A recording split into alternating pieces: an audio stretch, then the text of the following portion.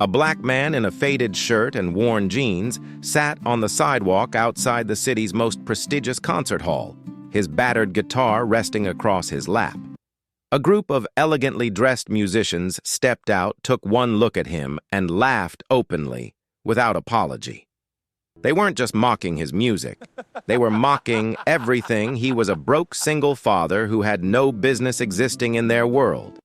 None of them knew that in 3 days, that same man would walk onto their million-dollar stage and silence every single person in the room. Harry Simmons didn't wake up to an alarm. He hadn't used one in 3 years, not since the morning everything changed, not since the kind of quiet settled into his apartment that only comes when someone who used to be there no longer is. What woke him now was simpler, his son rolling over in the dark and pulling the thin blanket with him, and the cold finding the gap where warmth used to be. He lay still for a moment, staring up at the ceiling. The Y-shaped crack ran from the far corner past the single bare bulb and stopped just above his head, like a river on a map nobody drew on purpose. He saw it every morning. Every morning he told himself today would be different. Then he swung his legs over the side of the bed, tucked the blanket back around Marcus, and started the day. The kitchen was small enough that 2 steps got him from the refrigerator to the stove. He set the pan on the burner, cracked 2 eggs, 1 whole for himself, 1 yolk only for Marcus, the way the boy liked it, and laid 2 slices of bread in the toaster. Coffee went in black. No sugar. While the pan heated, his fingers found the edge of the table and began moving without him telling them to. A quiet rhythm, barely audible. Tum, tum, tum, tum, tum. A melody he'd been circling for 3 nights, never quite landing it. Marcus appeared in the doorway in his socks, hair still pressed flat on one side, dragging the blanket behind him like a cape. "What are you thinking about?" the boy asked, climbing into his chair. Harry looked up. "Whether it's going to rain today." Marcus studied the window with the gravity of a child who takes meteorology seriously.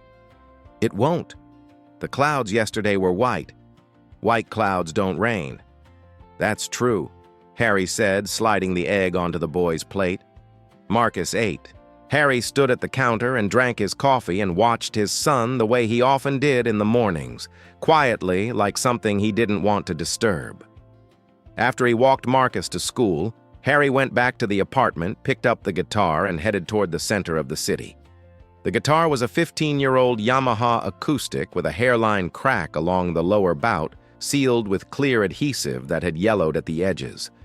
The 3rd string had been replaced once and still sat slightly off from the rest.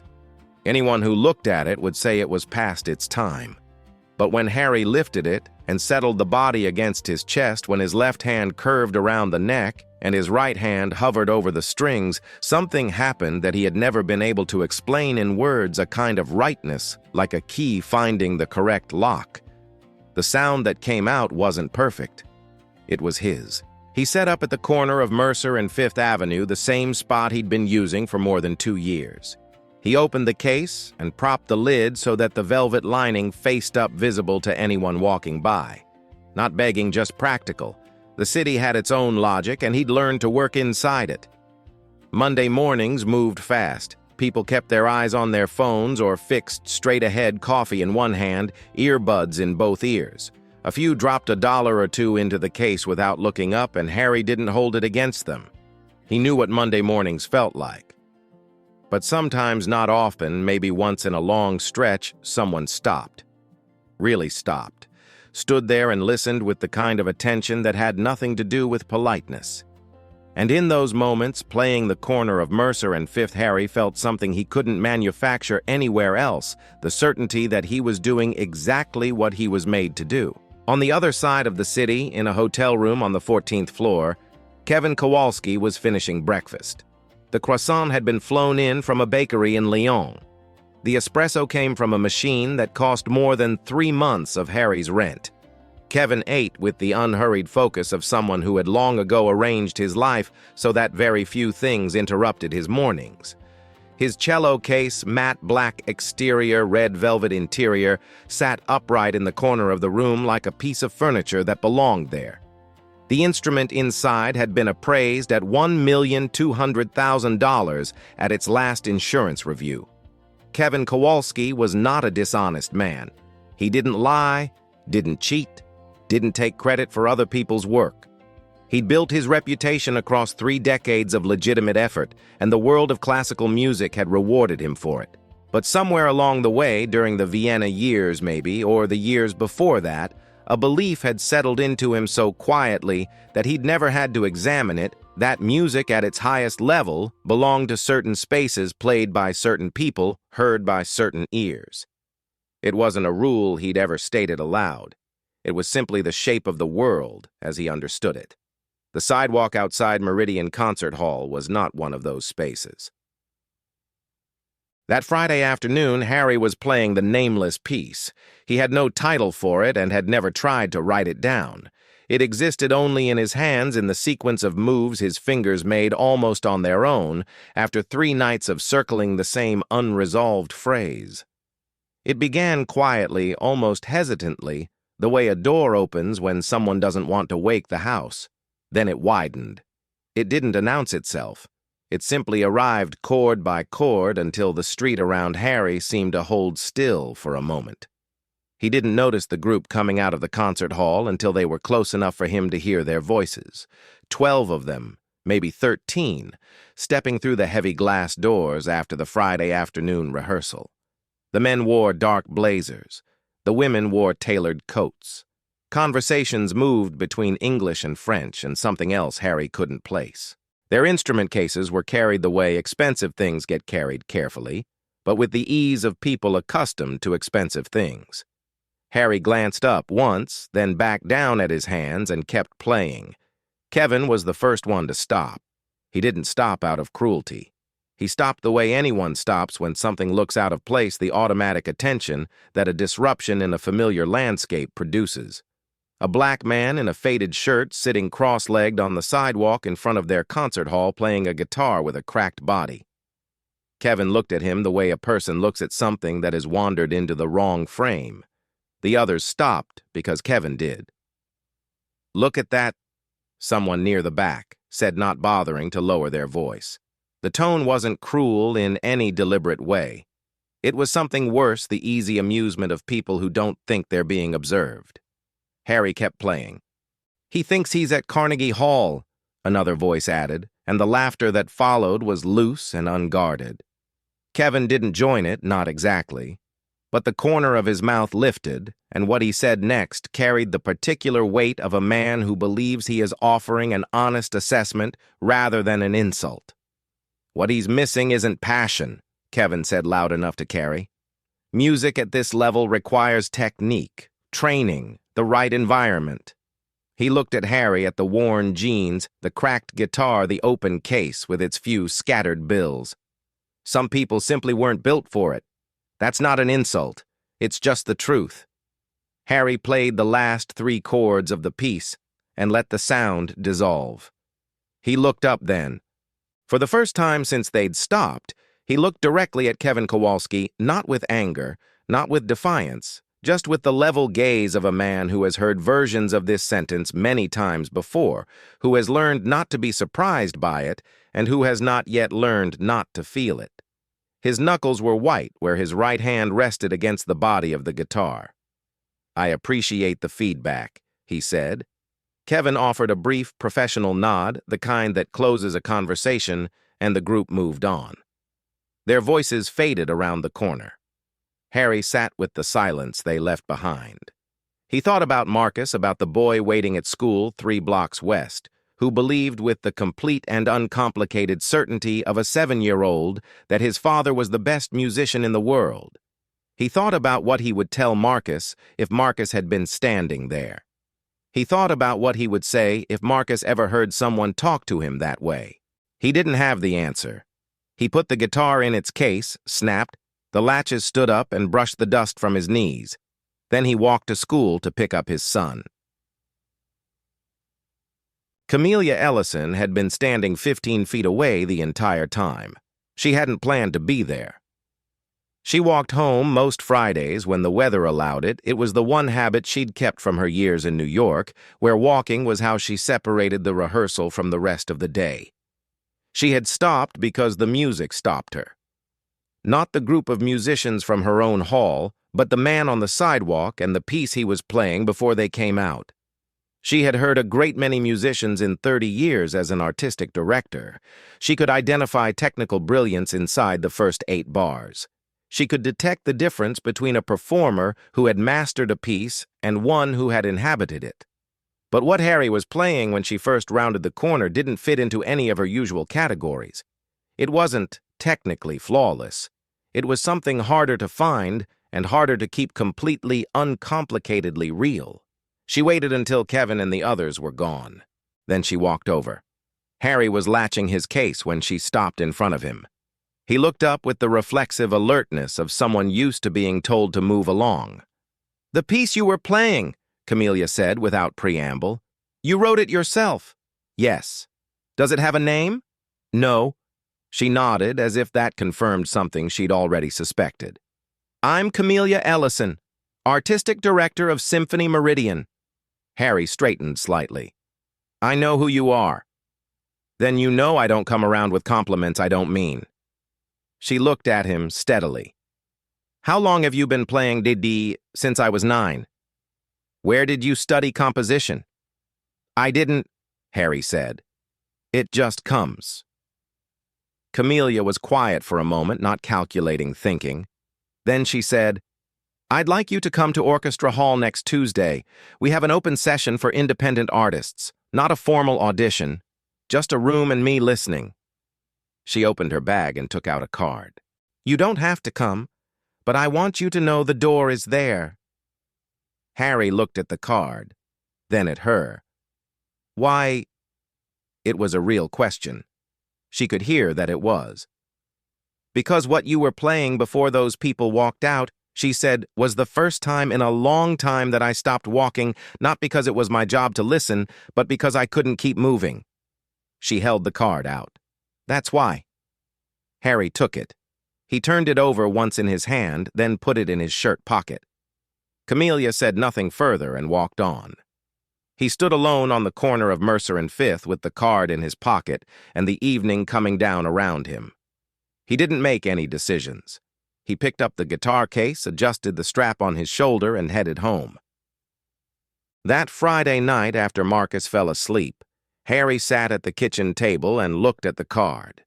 He'd set it under the edge of the salt shaker so it wouldn't get lost, a small automatic act that said more than he wanted to admit about the part of him that wasn't ready to throw it away. The name was printed in clean black letters on white stock: Camelia Ellison, Artistic Director, Symphony Meridian. Beneath it, a phone number and the address of Orchestra Hall. He'd looked at it enough times that he no longer needed to pick it up to read it. The apartment was the way it always was after Marcus went to bed quiet, in a way that had texture to it, the particular stillness of a space where someone small had recently been loud. A crayon drawing of what might have been a dog or possibly a fire truck was still on the table from earlier. Harry moved it aside and rested his forearms on the wood.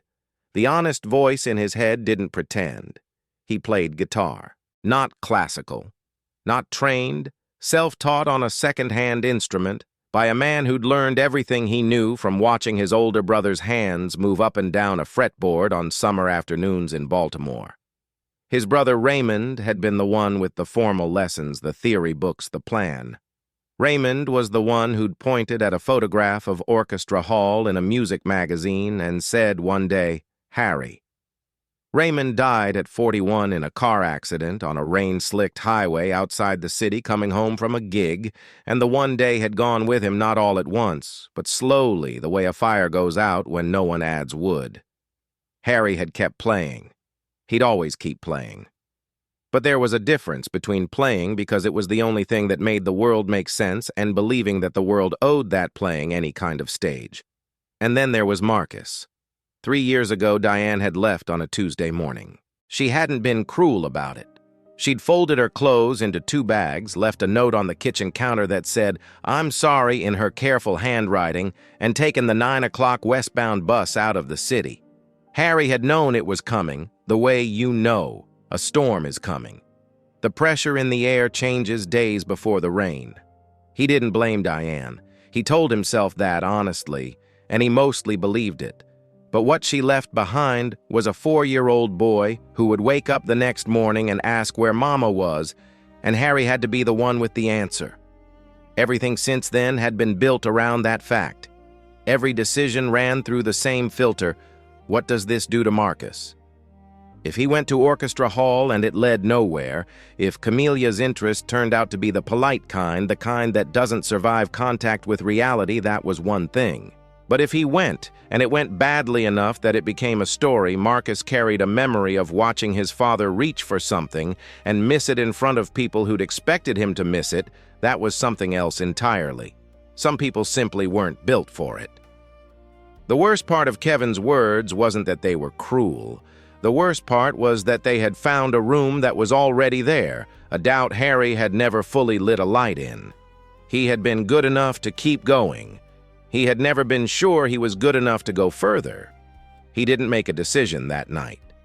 He left the card under the salt shaker, turned off the kitchen light, and went to bed. The weekend passed, the way weekends did. Saturday, he took Marcus to the park and watched him run himself into exhaustion over the course of 2 hours, the way only children can. Sunday they cooked together. Marcus was in charge of pouring ingredients, a job he took with excessive seriousness. Both nights Harry sat up after the boy was asleep and looked at the card on the table and then at the guitar case leaning against the wall and felt the distance between them as something almost physical. By Sunday evening he had not decided, but something in him had shifted subtle, like furniture moved an inch in a dark room. You don't notice it until you run into it. Tuesday morning, Harry set the card on the table while the coffee was brewing. He looked at it, poured the coffee, looked at it again. Then he picked up his phone and dialed the number. A woman answered. Not Camelia, an assistant, and Harry gave his name and said he'd been invited to the open session. The woman checked something and said they had him at 10 o'clock, and Harry said that was fine, and that was the end of the conversation. He stood in the kitchen with the phone in his hand for a moment afterward. He wasn't sure he felt any different. He hadn't overcome anything in the dialing of a number. He'd just decided not to let the fear be the one making choices. He put the phone down, finished his coffee, and walked Marcus to school. Orchestra Hall was larger than he remembered from the photograph. The granite facade was the color of a cloudy sky, the columns tall enough that Harry had to tilt his head back slightly when he approached the front entrance. The glass doors reflected the morning light and his own shaped guitar case over one shoulder, jeans, the gray jacket he wore when he wanted to look like he was trying without looking like he was trying too hard. He stood at the top of the steps for a few minutes before going in. Not out of reluctance, he just needed to stand there long enough to be sure he wasn't going to turn around. Inside, Camelia met him in the lobby. She was wearing reading glasses pushed up on her head and had a coffee cup in her hand, and she looked exactly like someone who had been in the middle of something when he arrived, which he found more reassuring than a formal welcome would have been. "I'm glad you called," she said, and led him through a set of side doors and down a carpeted corridor toward the main hall. The auditorium without an audience was its own kind of place. The seats, nearly 2,000 of them upholstered in deep red, receded into the upper dark. The stage was lit by the work lights, cool and even without the warmth of performance lighting. It made everything look precise and exposed. Harry walked out to the center and sat down on the chair that had been placed there, and the silence around him was nothing like the silence of Mercer and Fifth. No traffic, no pigeons, no distant sirens. Just the held breath of a room built specifically to contain sound. He settled the guitar on his knee.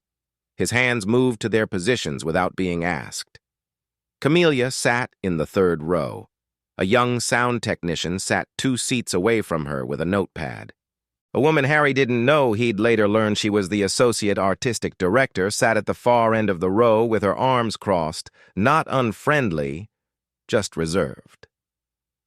"Play whatever you want," Camellia said. "There are no rules here." Harry looked out at the empty seats. He thought about what 2,000 people would look like sitting in them. Then he stopped thinking about it, closed his eyes, and played the nameless piece. He didn't count the minutes. He never did when he played it. The piece didn't work on clock time. It worked on its own internal rhythm, moving the way a conversation moves when both people are being honest, arriving at its end only when it had said what it needed to say. When he finished and opened his eyes, no one had moved. The sound technician's notepad was in his lap pen, uncapped, untouched.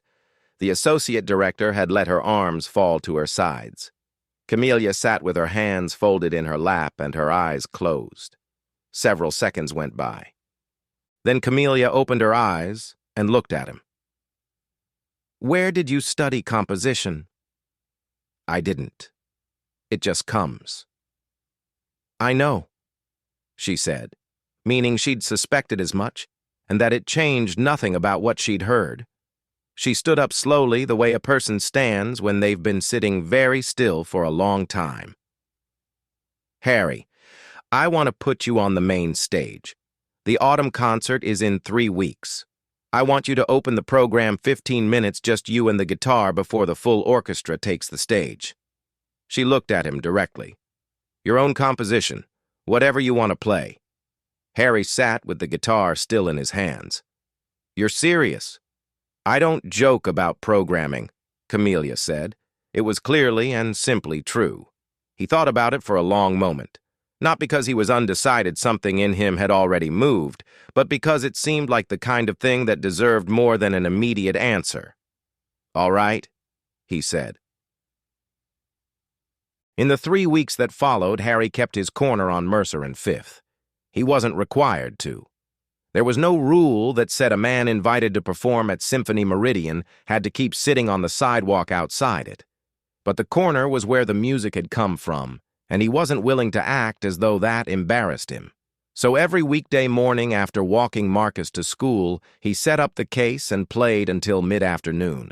Then he packed up, crossed the city, and let himself into Orchestra Hall through the side entrance Camellia had arranged.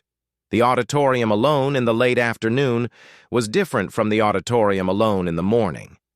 The light that came through the high windows changed angle, and the quality of the silence shifted in a way Harry couldn't explain but could feel distinctly. He sat on the stage and played and tried to get used to the way sound moved differently in a room that large, how it came back to him from the walls a half-beat later, fuller and slightly changed, like hearing his own voice on a recording.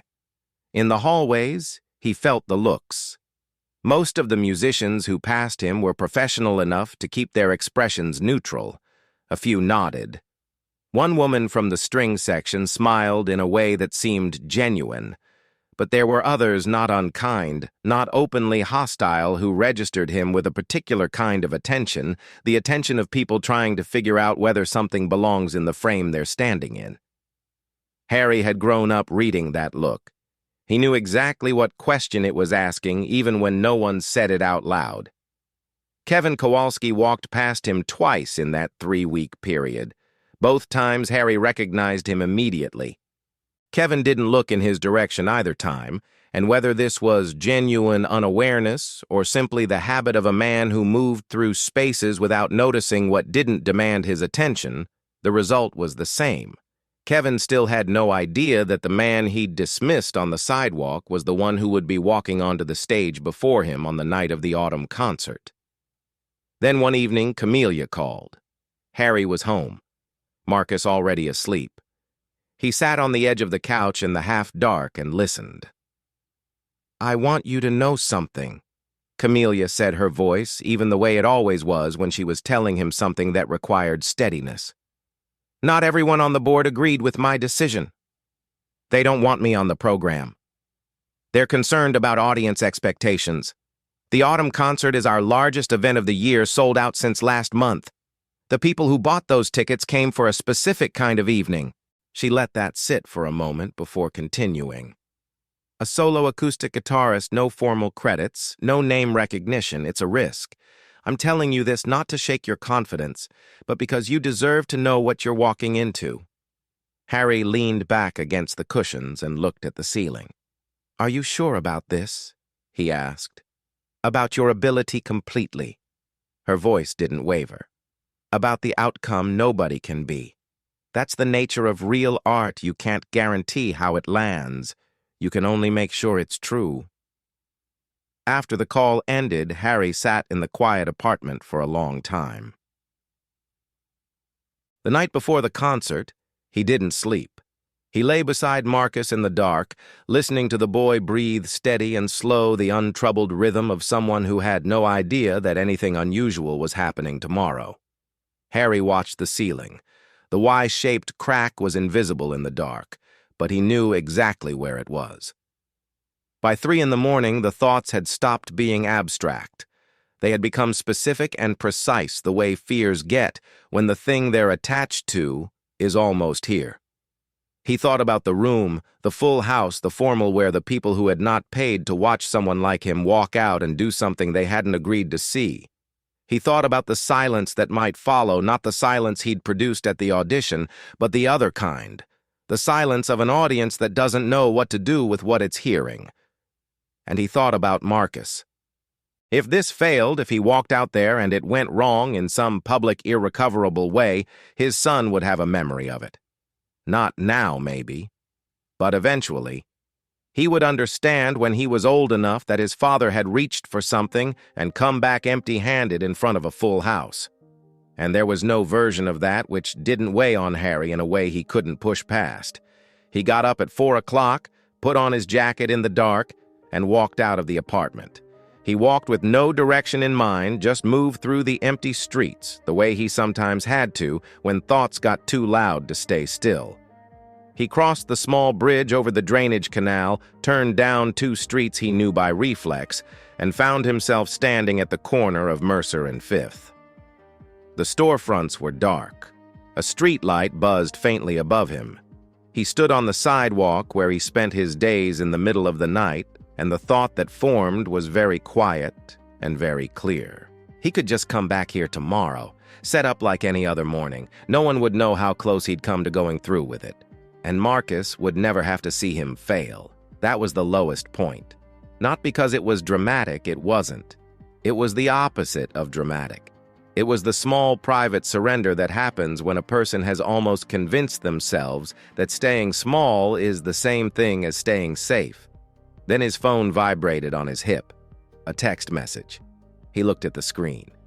"Dad, where are you? I'm scared." 7 words. His son woken by something.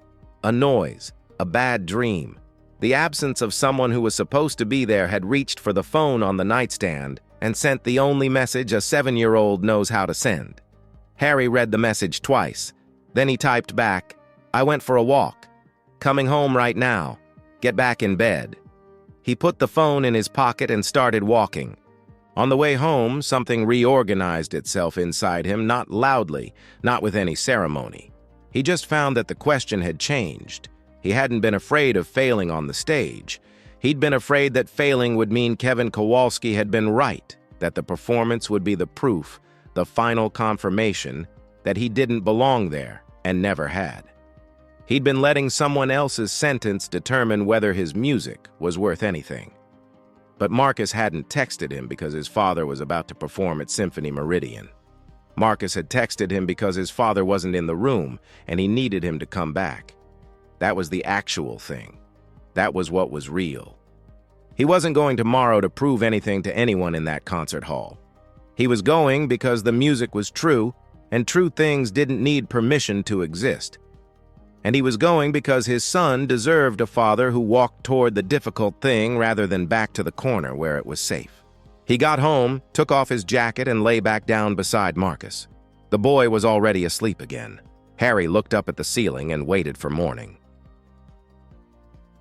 The autumn concert began at 8 o'clock in the evening. By 7:30, the backstage corridors of Orchestra Hall were a controlled kind of busy musicians loosening their bows, technicians making final checks on monitor levels, a stage manager moving through with a headset and a clipboard, speaking in the clipped shorthand of someone who has done this many times. The air carried the particular combination of rosin and expensive cologne that Harry had come to associate with this building over the past 3 weeks. He stood in a corner of the stage left wing guitar case at his feet and watched the activity without being part of it. He was wearing his navy shirt, the one he'd bought 3 years ago for a friend's wedding, the nicest thing he owned, and a pair of black slacks he'd ironed that morning while Marcus was eating breakfast. No jacket, no tie. He'd considered both and decided against them. If he was going to stand on that stage, he was going to stand there as himself, not as a version of himself dressed up to look like he belonged somewhere he'd spent his whole life being told he didn't. Through the gap in the curtain, he could see the house filling up. The red seats disappeared under formal wear and folded programs. Voices layered over each other in the way that large crowds produce not individual conversations, but a kind of collective murmur. The sound of a full house settling into an evening they had planned for. Camelia appeared at his elbow. "How are you doing?" she asked. "I'm not sure," Harry said. He'd learned by now that she preferred honesty to performance. She looked at him for a moment, then said, "Play for Marcus tonight. That's all." It was the right thing to say, and she knew it was. Harry let it land. Across the stage in the opposite wing, Kevin Kowalski stood with his cello case at his side talking to the principal violinist. He was due on in the second half of the program, after the intermission. He had not yet looked in Harry's direction. The stage manager touched Harry's arm. 5 minutes, she said. The MC's introduction was brief. "Ladies and gentlemen, we'd like to open this evening with something a little different. An independent artist performing on the Symphony Meridian stage for the first time with an original composition. Please welcome Harry Simmons." The applause that greeted Harry as he walked out was the polite kind, sincere enough, but measured the sound of an audience reserving judgment. He heard it the way he'd heard Kevin's words 3 weeks ago clearly, without flinching, without pretending it was something other than what it was. He walked to the center of the stage. The chair was where it had been during the audition. The microphone stood in front of it at the right height. He sat down, settled the guitar across his knee, and looked out at the house. The murmuring started almost immediately, not loud, just audible the way a tide is audible before it reaches you. He was not what they had expected. His shirt was not a concert shirt. His guitar was not a concert guitar. He was a black man with a second-hand instrument and no credits in the program beyond his name, and the room was full of people who had paid a considerable amount of money for a specific kind of evening. He let the murmuring be what it was, and looked for his son. 8th row, left side. He found Marcus almost immediately. The boy was sitting perfectly straight in his seat, wearing the white button-down shirt Harry had pressed the night before, his face turned toward the stage, with an expression of concentrated attention that Harry recognized as Marcus's version of taking something seriously. The woman from next door sat beside him, hands folded in her lap. Marcus's eyes found his father's. Harry closed his eyes and placed his hands on the guitar. The first note was a single one. Not a chord, just one note held for a breath hanging in the high air of the concert hall, the way a word hangs before it becomes a sentence. In the second row, someone whispered to the person beside them. Then Harry played the second note, then the third, and the whispering stopped. The piece began the way it always began, tentatively, almost quietly, not announcing itself but arriving chord by chord, the way someone enters a room they're not sure they're welcome in, and then realizes gradually that the room has been waiting for them. It was the sound of a summer afternoon in Baltimore, of a second-floor window open to the heat of a man Harry had loved, his brother Raymond, sitting on the edge of a bed with a guitar across his lap, showing a 9-year-old boy how to place his fingers on strings that were too tight and a neck that was too wide. It was the sound of something that happened a long time ago and was still happening, of a voice that said one day Harry and had never stopped saying it, even after the man who spoke it was gone. The piece changed without announcing the change. One chord resolved into a different key, and the space between the notes grew wider. Not empty space, but space that meant something, the kind that comes when someone who was supposed to be there no longer is. A Tuesday morning. 2 bags by the door. Diane's note in careful handwriting on the kitchen counter. Harry had never intended to put that morning into music. He had not decided to include it tonight. But his hands knew what they knew, and the piece went where it needed to go. In the 4th row, an older woman reached into her small bag and took out a cloth handkerchief. She didn't use it. She just held it. The murmuring in the house had dissolved completely by then, gradually, and then all at once, until the only sound in the room was the guitar and the space around it. Then the music lifted, not into happiness exactly, into something that had passed through unhappiness and come out the other side of it, which is different. It was the sound of a 4-year-old sitting in a grown man's lap, with his small hands reaching for the strings, his face tight with the effort of concentration. It was Saturday mornings and eggs on the stove, and the question, "What are you thinking about?" from a boy who asked it the way other people ask, "How are you?" meaning it wanting the real answer. It was the specific weight of a small body, asleep against your side on a couch, and the way that weight is the heaviest, most grounding thing in the world.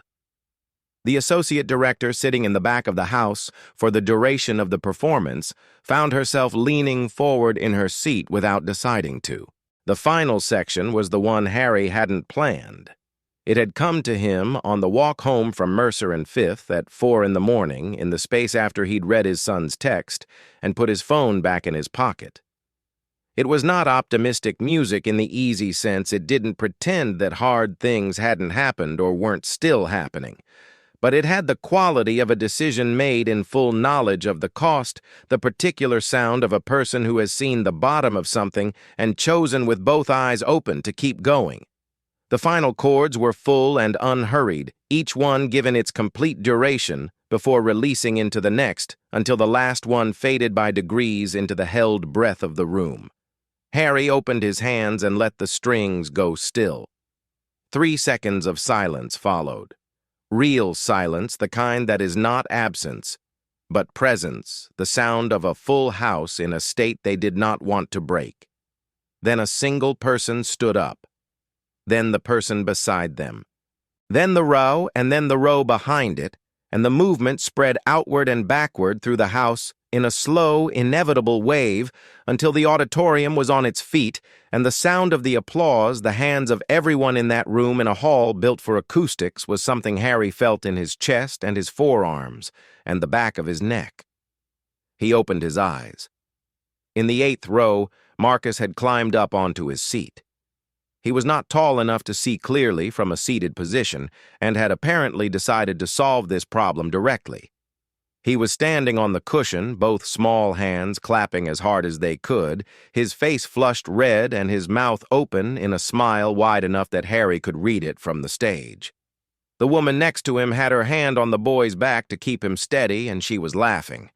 Harry looked at his son for a long moment. Then he nodded once slowly and bowed. In the opposite wing, Kevin Kowalski had not moved. He had meant to use Harry's set to review his own mental notes for the second half. He had intended to stand at the wing entrance for 2 minutes, orient himself, and then return to the backstage warm-up room. Instead, he had stood there for the entire 15 minutes, and the notepad he'd been holding was still folded shut in his hand. The music had done something he had not prepared for. It had not impressed him in the way technical brilliance impresses. He was used to brilliance, had spent 30 years surrounded by it. What it had done was show him something he recognized and could not look away from, a space in himself that 30 years of practice and precision and the accumulation of every credential his field had to offer had never touched. He had the technique. He had the instrument and the education and the recognition. What he did not have, what he'd spent so long optimizing other things that he'd forgotten to notice, Was missing was the particular honesty of what he'd just heard, the willingness to put the unguarded truth of a life into sound and let the room receive it without protection. And then the posture registered, the way the man sat, the length of his arms, the angle of his shoulders over the instrument. Kevin had seen that before, not on a stage, on a sidewalk, 3 weeks ago on a Friday afternoon outside this building. He stood very still while the applause continued in the house, and the weight of what he had said that afternoon, some people simply weren't built for it, settled onto him in a way it hadn't before. Not as guilt, exactly, as clarity. The kind that comes when you have been wrong in a way that can't be argued with or reasoned around because the evidence is right in front of you and it is irrefutable. The reception room backstage was small, lit by warmer light than the corridors, with a table of drinks along one wall, and clusters of people who knew each other well enough to find each other quickly in a crowd. Harry stood near the far end of the table with a glass of water, receiving handshakes he wasn't sure how to respond to. A man he didn't know gripped his hand and said something about how long it had been since the hall felt like that. A woman in a black dress told him she'd stopped being able to breathe somewhere in the middle of it, and Harry believed her because her eyes said so. Camellia moved through the room the way she always did, without urgency, but without wasted motion, present with each person for exactly as long as they needed. Harry saw Kevin come in. He watched him cross the room. Kevin moved with less of his usual sureness, not diminished exactly, but quieter the way a room sounds quieter after a very loud thing has been in it. He stopped in front of Harry and looked at him directly. "You're the man from the sidewalk," Kevin said, not a question, a recognition stated aloud in order to be confirmed. "Yes," Harry said. Kevin held his gaze. "What I said that afternoon, I was wrong." The words were straightforward, delivered without theater, which made them mean more. "Not just about you specifically. About a lot of things I've been carrying around for a long time and calling the truth." Harry listened. "I've studied this for 30 years, Kevin continued, "and I couldn't play what you played tonight. Not because I lack the technique, I have the technique. Because I don't have the story behind it. Or maybe I do have it somewhere.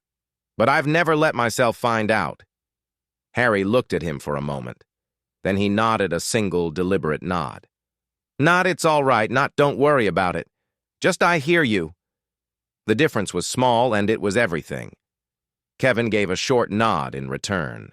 Then he turned and walked out of the reception room, not quickly, not dramatically, but with the quiet purposefulness of a man who has recognized something he needs to go and find. Harry watched him go. A small hand grabbed his at the elbow. Marcus had apparently navigated the reception room entirely on his own, abandoning the neighbor somewhere in the crowd, and was now standing beside his father in his white shirt, with his hair slightly messed, and his face still carrying the flush from having clapped too hard for too long. "Was that good, Dad?"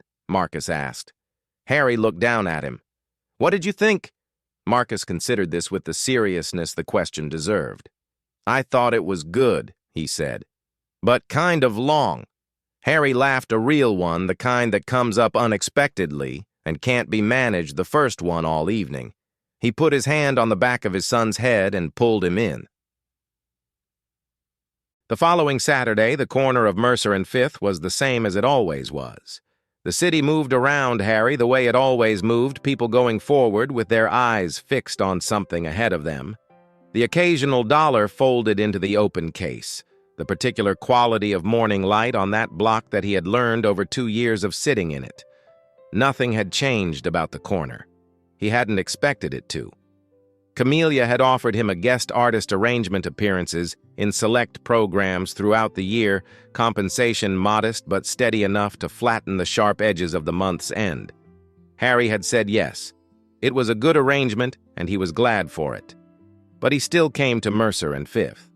Not because he had to, not because he lacked options, but because this was where the music had come from. The crack in the sidewalk near the curb, the shadow the building threw in the afternoon, the way the street noise rose and fell in a rhythm that had worked its way into everything he'd ever composed here, None of that had anything to apologize for. He wasn't going to act like it did. And Marcus came with him now on Saturday mornings with the small blue ukulele Harry had found at the second-hand shop on Aldrich Street 2 weeks ago. It was slightly out of tune in a way that resisted correction and had a small dent on the top bout that the previous owner had done nothing about. Marcus loved it completely. The boy sat cross-legged on the sidewalk with the ukulele in his lap, his short fingers pressing down on the strings in positions that were almost, but not quite correct, producing sounds that were buzzy and cheerful and entirely his own. He wasn't trying to play anything in particular. He was exploring running his fingers along the neck, discovering what happened when he pressed here instead of there, listening to the difference with an attention that Harry recognized in a way that was difficult to describe. Harry let him play without correction. He had learned that early from Raymond that you had to let a person find the instrument before you could teach them anything about it, that the love had to come first from the inside before technique had any ground to take root in. The wrong notes weren't mistakes. They were the beginning. Somewhere across the country, Kevin Kowalski was in Bavaria. Camelia had mentioned it briefly. He'd taken an extended leave, gone to his mother's hometown, a small place in the south. No performances scheduled, no interviews. People who knew him had been surprised. Harry wasn't sure he was. There was a kind of work that could only be done alone, and Kevin had gone to do it. Harry played a chord. Marcus looked up from his ukulele and played 3 buzzing notes back as if answering. The morning went on around them. A woman with a stroller went by without slowing. A man in a delivery uniform walked past and dropped $1 in the case without breaking his stride. A kid of about 10 stopped on the sidewalk a few feet away and watched for a moment, not the adults, just Marcus, and then moved on.